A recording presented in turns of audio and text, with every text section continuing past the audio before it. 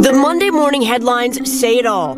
Prince Andrew's attempt to explain his friendship with accused sex trafficker Jeffrey Epstein backfiring. You've been on his private plane. Yes. You've been to stay on his private island. Yes. You've stayed at his home in Palm Beach. Yes. 59岁的安德鲁王子日前首度打破沉默，亲上火线，尝试透过英国广播公司 BBC 为丑闻洗白，但显然是弄巧成拙，越描越黑。在长达1小时的访谈中，他坦诚自己的确认识遭指控为淫媒的已故美国富商爱普斯坦，而且不后悔拥有这段友谊。Do I regret the fact that he has quite obviously conducted himself in a manner unbecoming?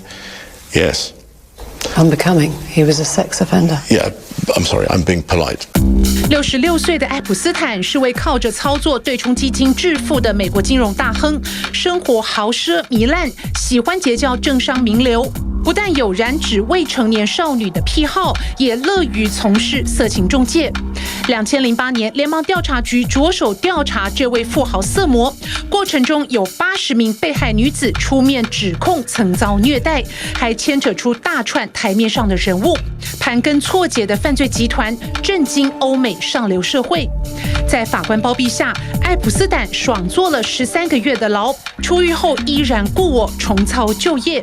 今年7月，爱普斯坦因为被控贩运未成年人卖淫而再次被捕。然而，这位登记有案的性侵加害人，却突然在8月候审期间被发现在纽约曼哈顿豪宅内轻生，死状离奇曲折，阴谋论满天飞。在检方过滤可疑权贵名单时，安德鲁数度被影射。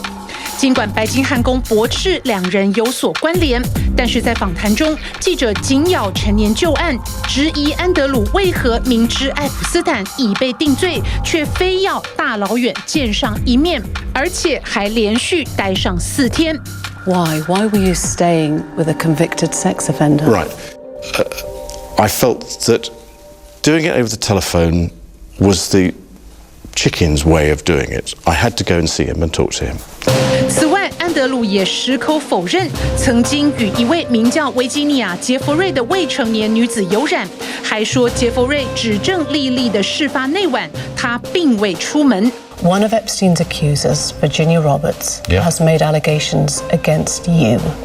She says she met you in 2001. She says she dined with you, danced with you at Tramp nightclub in London.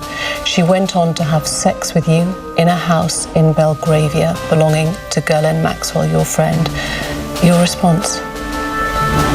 I have no recollection of ever meeting this lady.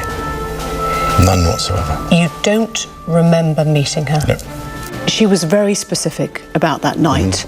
She described dancing with you No. and you profusely sweating, and that she went on to have baths, possibly. There's a slight problem with the sweating because I have a peculiar medical condition, which is that I don't sweat, or I didn't sweat at the time, and that was actually yes, I didn't sweat at the time because I had suffered what I would describe as an overdose of adrenaline in the Falklands War when I was shot at. And I simply, it was almost impossible for me to sweat. 安德鲁是女王伊丽莎白2世的次子，在1982年时曾亲征福克兰群岛，成为战争英雄，并于1986年获册封为约克公爵，还举行了一场世纪婚礼。和兄长查尔斯不同，安德鲁个性活泼讨喜，最得女王宠爱，却从不接受媒体专访。他常以英国贸易特使的身份周游列国，是各大小宴会的座上宾，也结交了不少极具争议的人物，包括前突尼西亚独裁者班阿里和前利比亚狂人戈达费的儿子萨义夫。安德鲁和爱普斯坦搭上线之后，生活更加多彩多姿。桃色疑云并未影响他从事社交生活和执行王室任务。安德鲁在 BBC 上的辩解在周末夜晚播出后，引爆英国社会群情激愤。媒体谴责他交友缺乏判断力，民众批评他对受害者缺乏同理心。历史学家对王室名声蒙尘感到遗憾。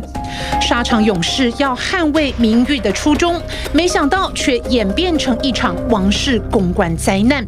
It's also an element of crisis management, and I don't think the crisis was managed particularly well last night in what he had to say. I mean, there are those who are suggesting there was selective amnesia. Perhaps there was selective amnesia, but in terms of damage limitation, I don't think he's limited any damage. He's just opened up the wound even further, and which begs more questions.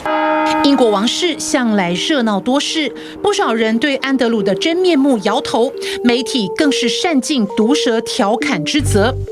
多家企业和慈善机构也宣布终止对安德鲁公益事业的赞助。当地时间10月21日，安德鲁宣布自即日起终止一切王室公务。Wow, I get the feeling that the prince is actually finished for life as a royal. Well, I think he should be, and that BBC interview, as you say, was an absolute disaster. It was a car crash. He was advised not to do it. He obviously arrogantly thought that he knew best.